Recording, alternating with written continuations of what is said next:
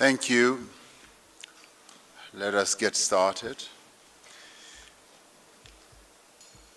Your Excellency President Obama, Your Excellency President Putin, Your Excellency Prime Minister Modi, Your Excellency President Xi, honorable ministers from various countries of BRICS, distinguished guests, and ladies and gentlemen, it's a pleasure to have all of you gathered here. From its formation, the BRICS partnership has had its sight firmly set on the future. It is itself the product of a rapidly changing world, which has seen the emergence of new economies, the realignment of old alliances, and shifts in the balance of global power. It is therefore appropriate that at this moment in the evolution of BRICS, we should focus on collaboration for inclusive growth and shared prosperity in the fourth industrial revolution.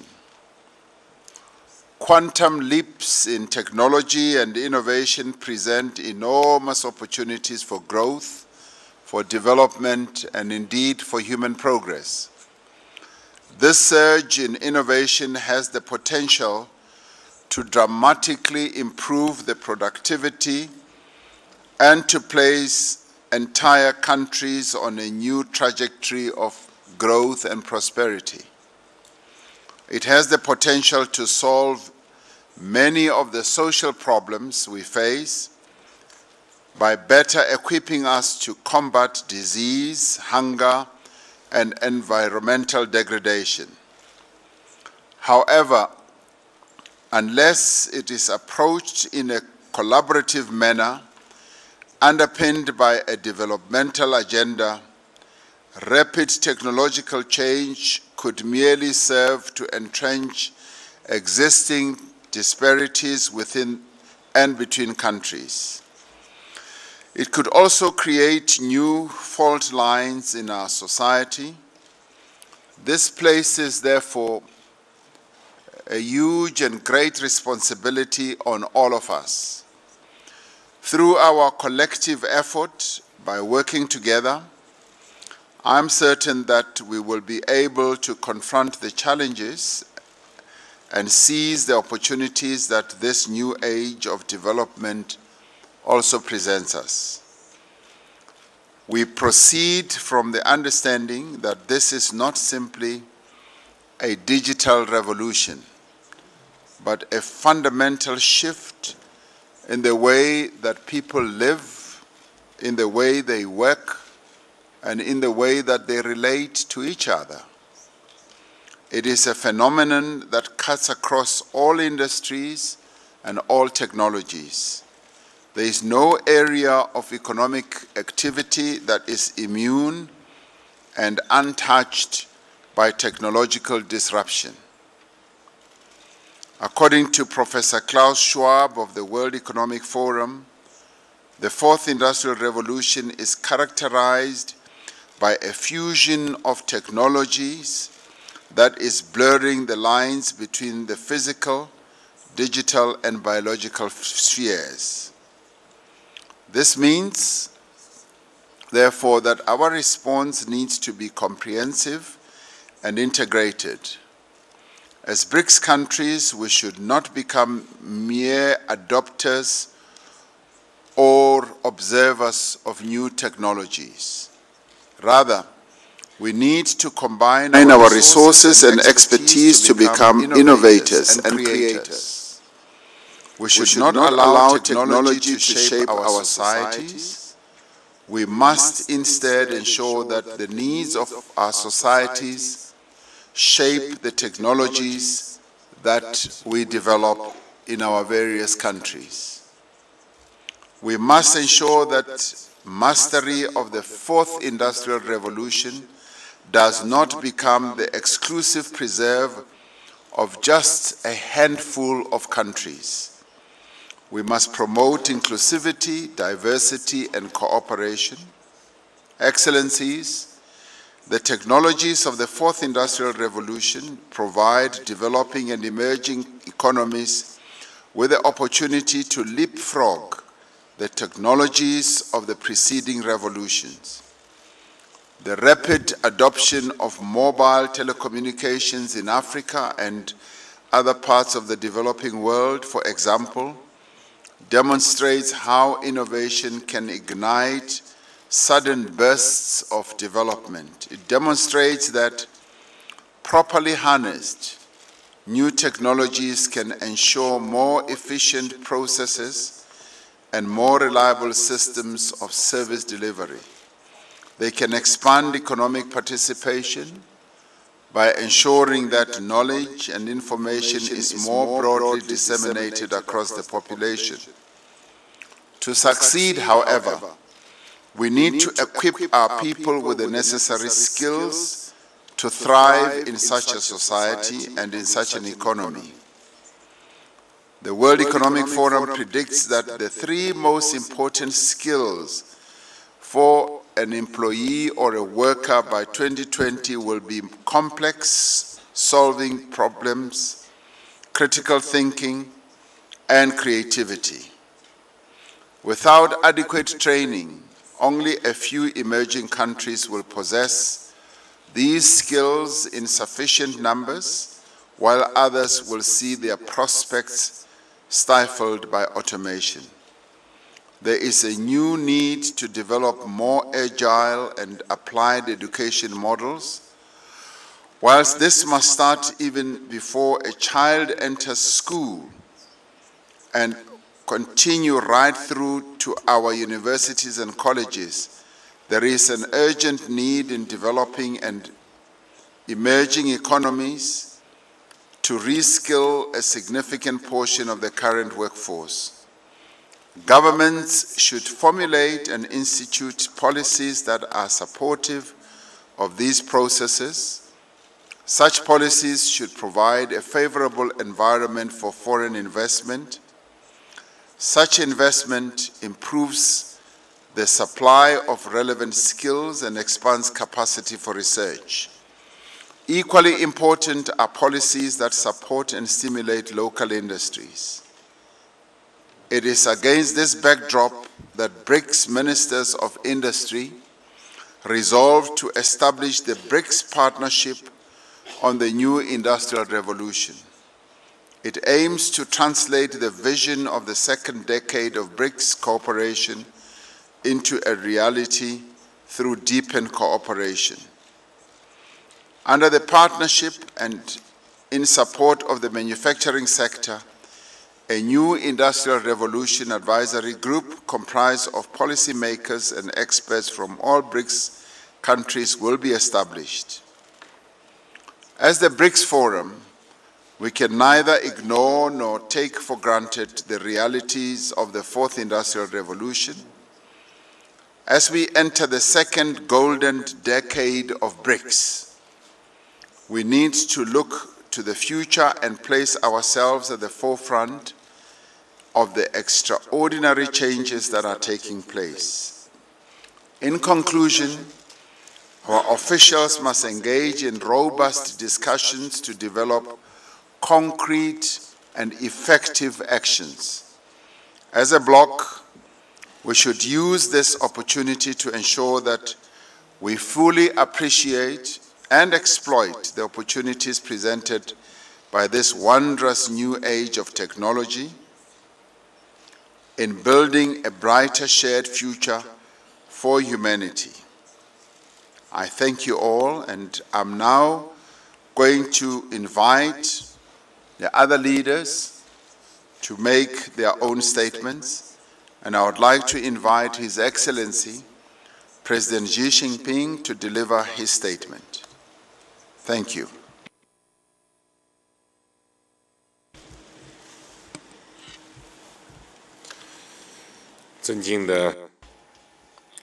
Your Excellency President Cyril Ramaphosa, Your Excellency President Michel Temer, Your Excellency President Vladimir Putin, Your Excellency Prime Minister Narendra Modi. Let me begin by thanking President Ramaphosa and the South African government again for your warm hospitality and thoughtful arrangements. The BRICS Summit is convened in Africa again after a lapse of 5 years. This is an occasion to celebrate. The theme of this summit, BRICS in Africa, collaborating for inclusive growth and shared prosperity in the fourth industrial revolution, is most fitting under the current circumstances. The previous 3 industrial revolutions, the rise of mechanization in the 18th century, the harnessing of electricity in the 19th century, and the advent of the information age in the 20th century, were all characterized by transformative advancements in science and technology. Such breakthroughs have greatly unleashed social productivity and significantly improved people's living standards and profoundly shaping the course of human history. Today, we are experiencing another revolution in science, technology, and industry, only greater in scope and depth. Breakthroughs are being made in quick succession in frontier technologies like big data and artificial intelligence. New technologies, new business models, and new industries are emerging one after another. Countries around the world have found their interests and future tied together like never before. That said, we have yet to sustain global growth with new driving forces and to address the North-South imbalance. What is more, constant flare-ups of geopolitical conflicts and the escalation of protectionism and unilateralism are directly affecting the external development environment of emerging markets and developing countries. History keeps surging forward, independent of people's wish. We, the BRICS countries, must therefore have a keen grasp of the trend of our times, deepen our strategic partnership, and consolidate our cooperation framework underpinned by economic, political, and security cooperation and people-to-people exchanges. This way, we will turn our vision of the second golden decade into a reality and build a community with a shared future for mankind.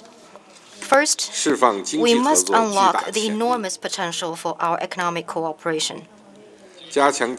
Closer economic cooperation for shared prosperity is the original purpose and priority of BRICS cooperation. It is also in the economic field that we enjoy the most promising, diverse, and fruitful cooperation.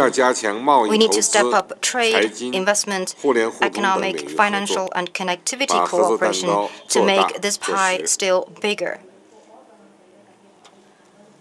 At the same time, we must work together at the United Nations, the Group of 20, and the World Trade Organization to safeguard the rule-based multilateral trading regime, promote trade and investment liberalization and facilitation, and reject protectionism outright.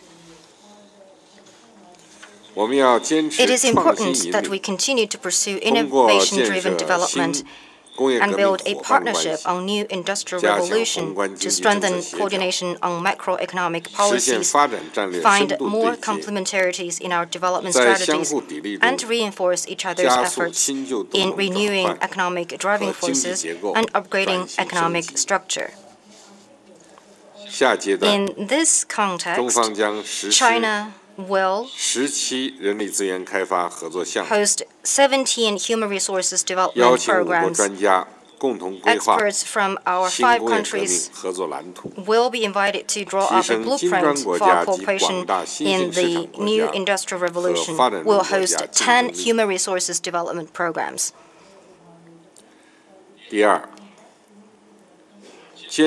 Second, we must safeguard global peace and security. Political and security cooperation is an important component of BRICS strategic partnership. We should stay committed to multilateralism and to the purposes and principles of the UN Charter. We should call on all parties to abide by international law and basic norms governing international relations, and to settle disputes through dialogue and differences through consultation. By fully leveraging the role of BRICS meetings of foreign ministers, national security advisors, and permanent representatives to the United Nations, we can make our voice heard, put forward our solutions, and jointly work for a new type of international relations featuring mutual respect, equality, justice, and win-win cooperation. Third, we must expand people-to-people exchanges. We, the BRICS countries, boast great civilizations. When it comes to cultural and people-to-people exchanges, there is a lot we can do together. Such exchanges have notably gained momentum over the last year or two. We should aim at greater people-to-people connectivity and more popular support for BRICS cooperation through extensive exchanges in cultural, educational, health, sports, tourism, and other areas. During the Xiamen Summit last year, we held a series of programs for people-to-people exchange. For example, the film exhibition by 5 countries, including the one where the time has gone.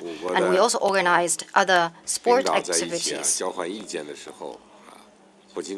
Just now, at our closed session, President Putin put forward an initiative which has been responded warmly by all the parties. That is, starting now and aiming at the next decade, we need to have more and more robust people-to-people exchanges and institutionalize such exchanges. We also propose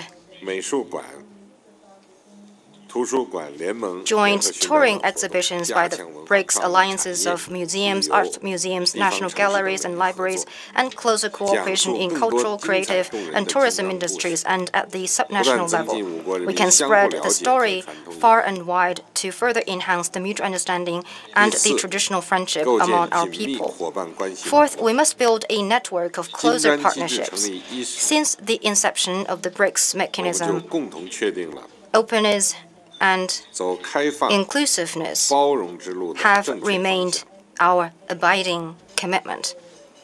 The BRICS Plus approach we adopted at the Xiamen Summit is designed to strengthen the unity and coordination among BRICS members for greater cohesion, and at the same time to keep broadening the BRICS circle of friends in a joint pursuit of shared development and prosperity for all emerging markets and developing countries. We may explore BRICS Plus cooperation within the United Nations, the G20, and other frameworks to advance the common interests and boost the development space for emerging markets and developing countries, contributing more to world peace and development through broader partnerships. Colleagues, the future of BRICS is in the hands of our people. Let us work together with the rest of the international community for an open, inclusive, clean, and beautiful world with lasting peace, universal security, and common prosperity. Thank you.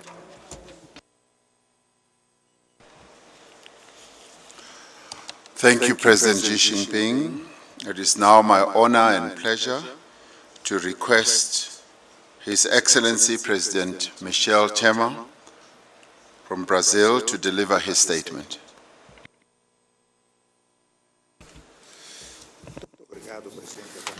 Thank you, President Ramaphosa, President Putin, President Xi Jinping, Prime Minister Modi. First of all, I wish to reiterate once again my thanks for the warm welcome and also for the impeccable organization arrangements that have marked this 10th BRICS summit. I would also like to say that the topic that brings us together, dear colleagues, is a very timely and opportune topic, because if we do wish to be in tune with present times, and this is indeed our duty as heads of government, the fact is that the nature and the implications of the fourth industrial revolution must be a substantial part of our shared and joint agenda. We are all familiar with the underlying logic that pervades this new industrial revolution. Information, knowledge, and the digital dimension of things have definitely become the core of economic activity. And more than ever before, behind one single product are the hands and the brains from different parts of the world. And this is the general rule today. We can only be competitive if we are open. And I mean open to more sophisticated inputs, open to more advanced technologies and bolder ideas. Open in some to more investments and to more trade. Our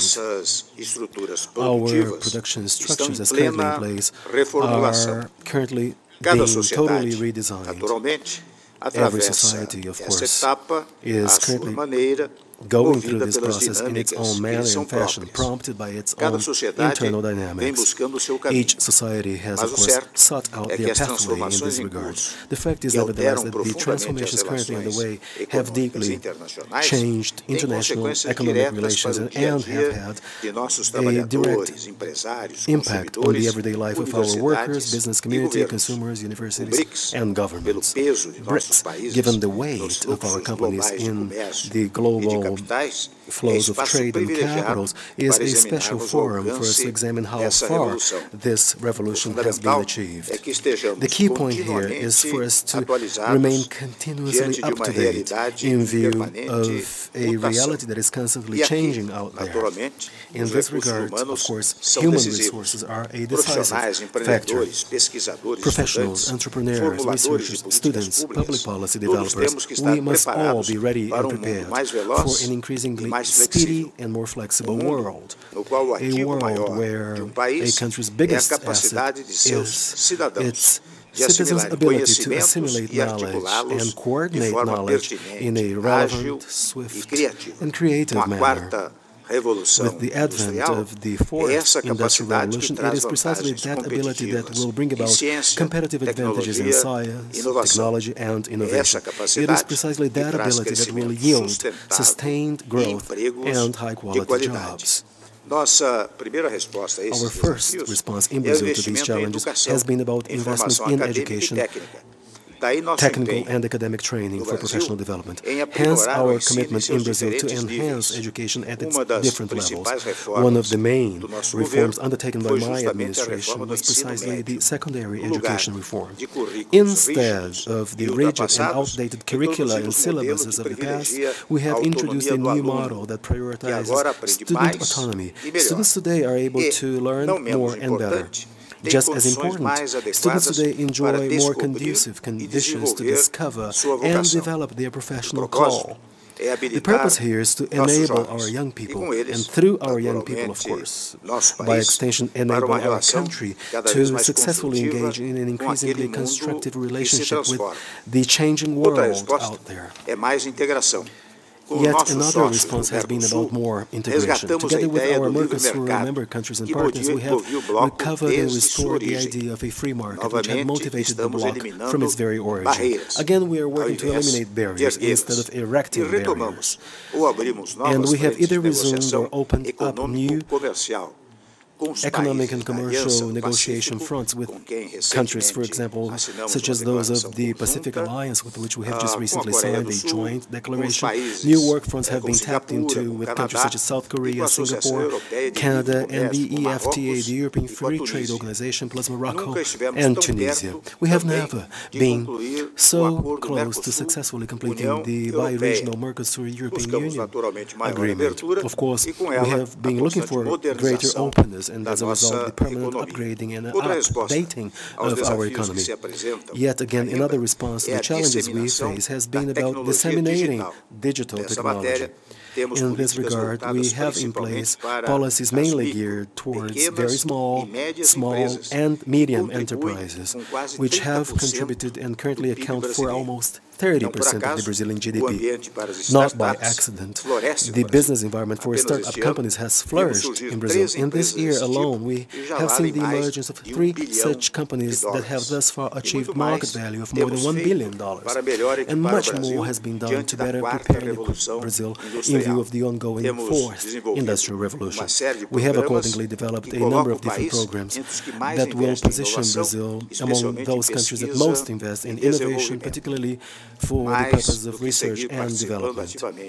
More than just continuing to actively take part in the new economic networks linked to the new industrial revolution, we wish to help shape its direction. And we wish to do it in outright consultation with our partners, among which quite certainly BRICS have a high-profile role and position. As I have mentioned before, the ultimate purpose of BRICS should be that of sharing development and enjoying shared development prospects. Our BRICS friends can rely on all support and enthusiasm of Brazil to foster greater cooperation in this arena. Together, we will be better positioned to tap into the opportunities stemming from the 4th industrial revolution.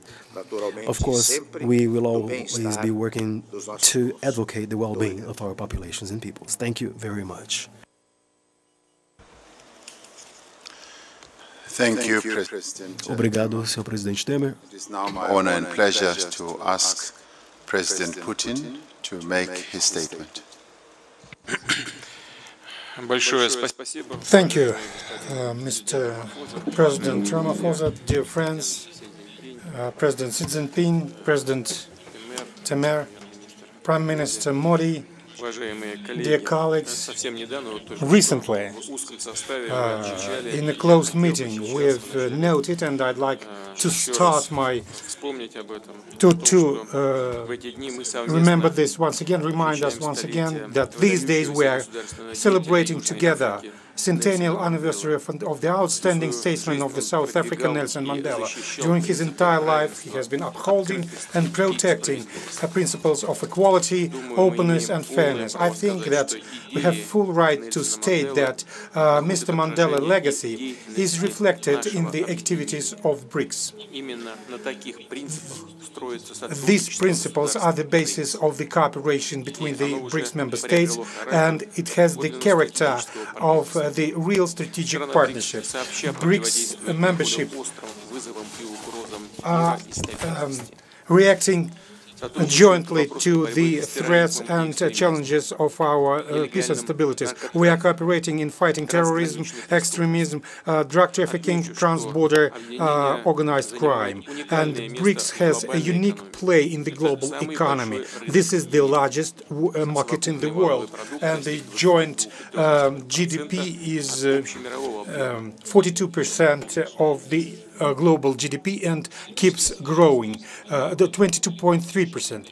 And economic sphere, the BRICS countries are collectively solving problems related to modernization of the industry, development of modern technologies, high technologies, development of our competitive edge, and improvement of the life of our population. Those are the priorities of the South African chairmanship in the BRICS, and these priorities the BRICS members states took into account in their work during this year, and this work has been successful.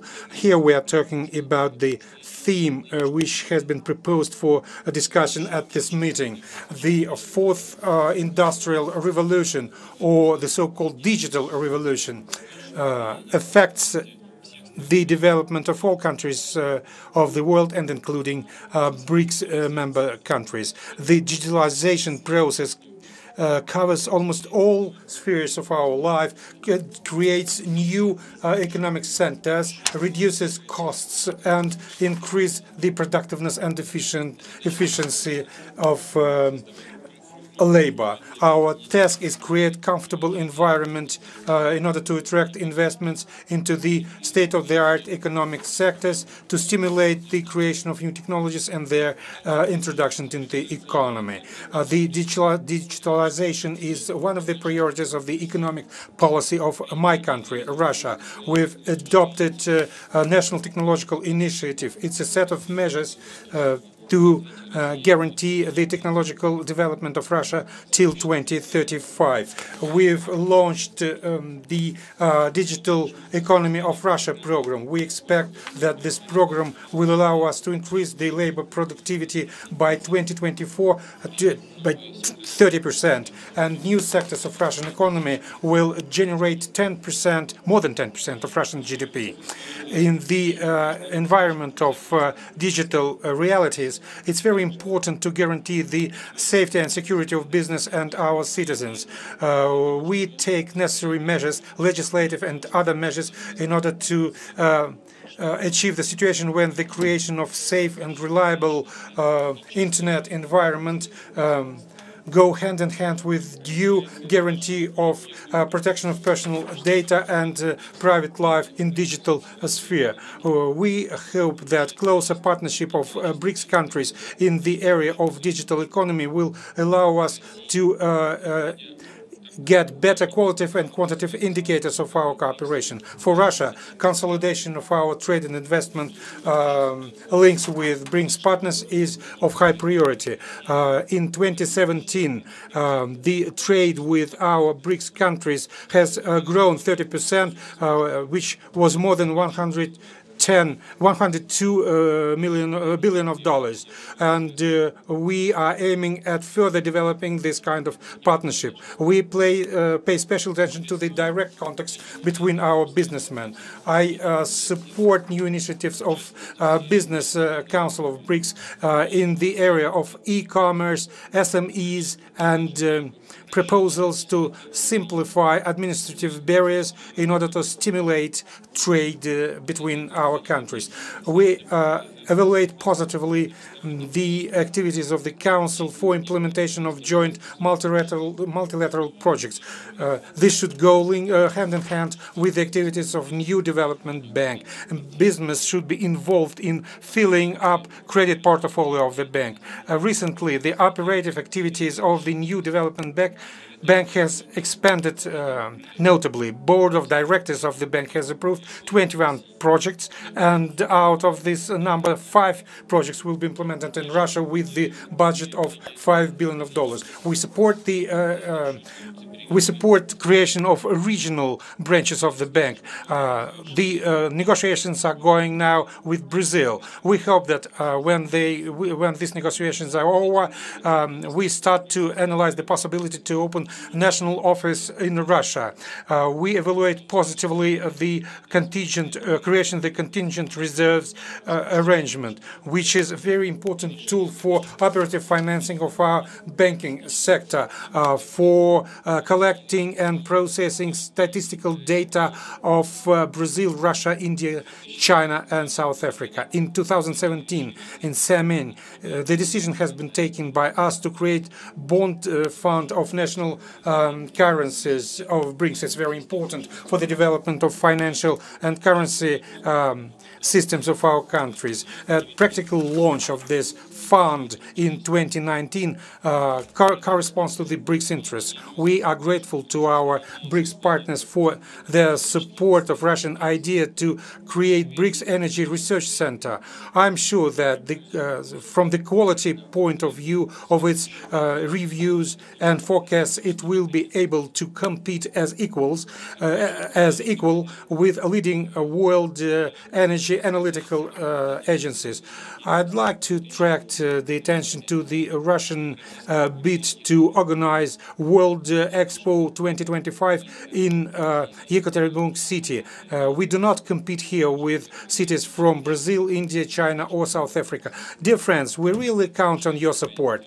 And at the end of my presentation, I'd like to thank our South African friends, the President of South Africa, Mr. Ramaphosa, for enormous contribution into practical interaction in the framework of BRICS. And thank you for paying attention to our idea to expand our cooperation in the humanitarian sectors, sport, cinema, etc. Thank you for your attention. Thank you, President Putin. It's now my pleasure to ask Prime Minister Modi to make his statement. Prime Minister. Your Excellency, President Cyril Ramaphosa ji, President Temer, President Putin, President Xi Jinping, Today, the world is standing at the crossroads of all kinds of changes. The new industrial technologies and digital interface that are building a new world. They represent an opportunity and a challenge. With new systems and products, there will be new paths to economic progress.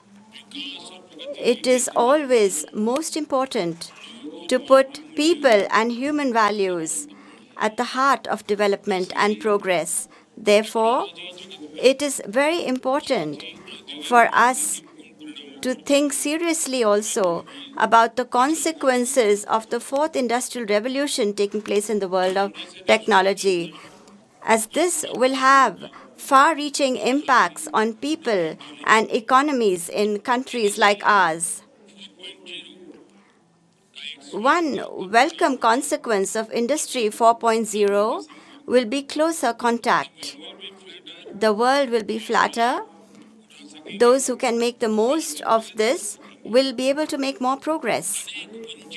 Many deprived sections of society will be able to leapfrog across various stages of development and technology. However, it is difficult to predict the impact that these increasing inequalities and rapid changes will have on society, on human values. During the fourth industrial revolution, talent will be more important than capital. High skill but temporary work will be the new face of jobs in the future in the field of industrial production, design, and manufacturing. There will be fundamental changes that will take place with digital platforms, automation, and data flows. Geographical distances will become much less important. And when digital platforms, e-commerce, and marketplaces are linked with such technologies, then we will see new kinds of industries and business leaders getting created. The different ways, the different speeds at which we can control wealth, resources, and ideas today or lose control over them was never possible before in the history of mankind. We don't know what the consequences will be of all this, but one thing is clear: whatever happens, it will be far-reaching and serious. I therefore believe that our discussion under the BRICS framework will help us to be ready for the fourth industrial revolution.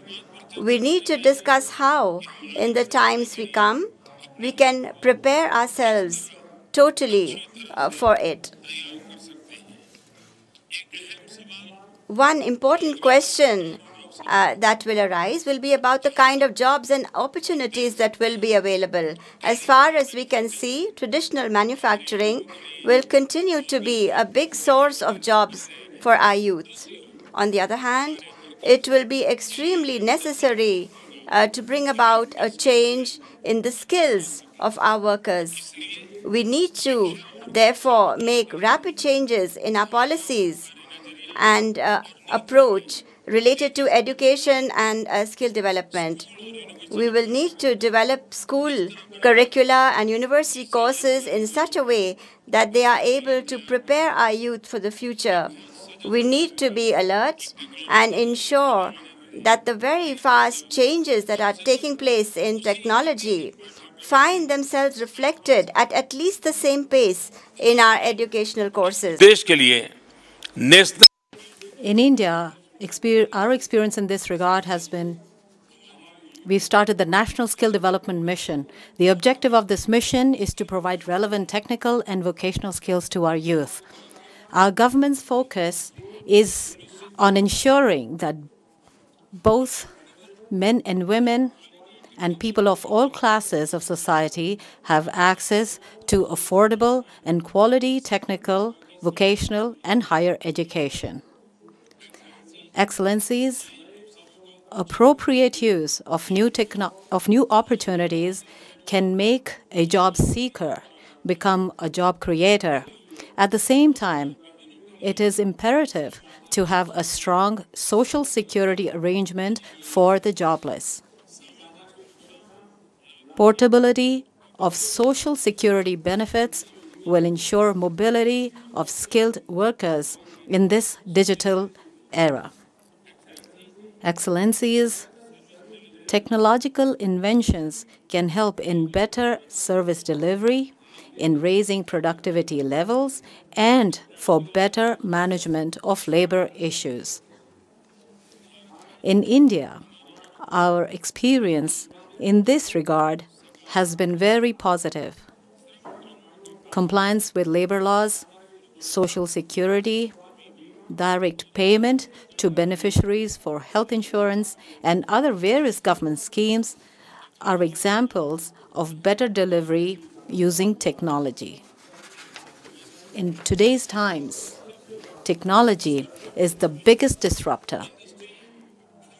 It is difficult to even imagine the outcome of Industry 4.0.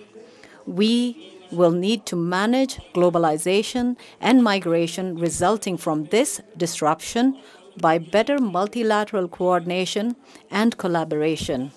Especially, it will become even more important to provide social security to the skilled, semi-skilled, and unskilled workers, all the workers in the unorganized sector.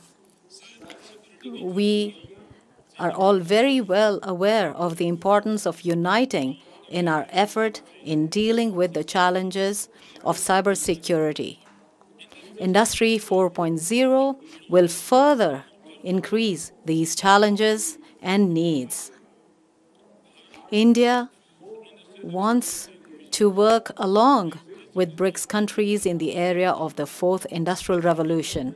In this regard, we must share best practices and policies. Keeping in mind the technical changes happening now and anticipated in the future for BRICS countries and for the entire world, I would like to suggest that our ministers must discuss this in detail and consult with experts when required. Thank you all very much.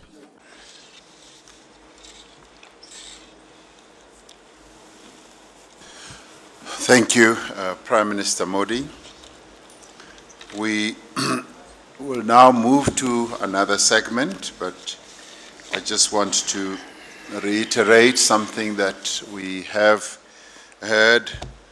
The 5 leaders, following a proposal by President Putin, decided that as we commence another decade, which we call the golden decade of BRICS, we should add this other important and effective aspect to the BRICS cooperation by deepening the people-to-people component, so that BRICS should not just be seen as a meeting of leaders, but must be seen to be inclusive at a number of levels by adding the sports and cultural dimension.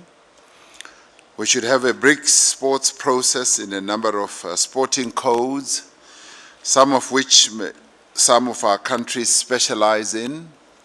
As you look at the BRICS countries, each one of us has developed a certain speciality and capability in some of the sporting codes. And this will enhance the spreading and popularity of the sports that may not necessarily be played at a high level in our respective countries. At the cultural level, we will want to have and enhance linkages in areas such as film and cinematography and museums and other art forms. All our countries are world-renowned as being excellent in certain either sporting codes or cultural processes. This level of cooperation, and indeed there will be a measure of competition as well, will have an economic dimension to it and deepen the BRICS relationships. We have therefore directed our officials to give effect and meaning to this decision. In our meeting, we also took time to congratulate Russia for the organization of a well-run FIFA World Cup.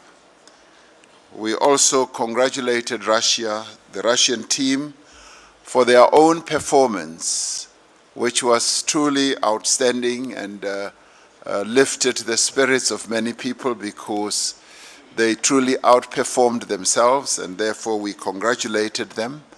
And as we move to the next segment, we will allow the heads of state to be conducted out to another room, and thereafter we will join all of the other participants in the other room in the next 15 minutes or so. Thank you very much. This brings us to the end of this session. Thank you. We go to the lounge. We go to the lounge.